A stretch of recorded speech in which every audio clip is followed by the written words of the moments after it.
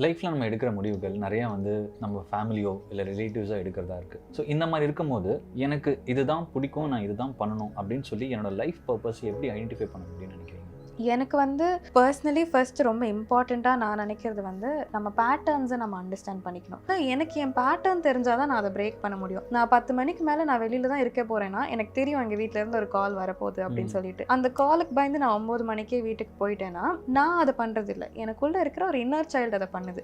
எனக்குள்ளே இருக்கிற ஒரு 15 வயசு பொண்ணாக இருக்கலாம், 10 வயசு பொண்ணாக இருக்கலாம், அவங்க பயந்து சொல்கிறாங்க உள்ள என்கிட்ட, இல்லை போயிடு இப்போவே இல்லாட்டி அம்மா திட்டுவாங்கன்னு. ஸோ நம்ம நிறைய விஷயம் வாழ்க்கையில் நம்ம இன்னர் சைல்டுக்காக தான் பண்ணிட்டு இருப்போம். அதை நம்ம முதல்ல ஃபிகர் அவுட் பண்ணணும், எது நமக்காக பண்றோம், எது உள்ள இருக்கிற இன்னர் சைல்டுக்காக பண்றோம் அப்படின்னு. அந்த பேட்டர்னை பிரேக் பண்ணும்போது உள்ள அவங்களுக்கு வலிக்கும், கண்டிப்பா அவங்களுக்கு கஷ்டமா தான் இருக்கும். ஐயோ நான் இவ்வளவு நாள் நம்ம இப்படி தானே இருந்திருக்கோம், இவ்வளவு நாள் இப்படி இருந்தா தானே நம்ம எல்லாருக்கும் நம்மள பிடிச்சிருந்தது, இப்போ நம்ம இதை பண்ணாம போயிட்டோம்னா எல்லாருக்கும் நம்மள பிடிக்காம போயிடுச்சுன்னா அப்படிங்கிற கேள்வி கண்டிப்பா வரும். அப்போ முதல்ல மத்தவங்க கிட்ட போய் அதை ஸ்ட்ரகிள் பண்ணி பிரச்சனை பண்றதுக்கு முன்னாடி நம்மளே நம்ம கூட உட்காந்து அந்த இன்னர் சைல்டு கிட்ட என்ன ஆயிடும், இப்போ நம்ம இவ்வளவு நாள் இப்படி இருந்துட்டோம், உனக்கு அது கரெக்டா இருந்தது, 15 வயசு வரைக்கும் அது கரெக்டா இருந்தது, இப்போ 25 வயசு எனக்கு அது கரெக்டா இல்லை, நான் எப்படி அதை மாற்ற முடியும், நான் எப்படி மாற்றினா உனக்கு அது பெட்டராக இருக்கும், அந்த கான்வர்சேஷன் எனக்குள்ள முதல்ல இருக்கணும். என்னோட நீடை பற்றின புரிதல் எனக்கு இருக்கணும். அதுக்கப்புறமா தான் வெளியில் போயிட்டு நான் என் பர்பஸை தேட முடியும்.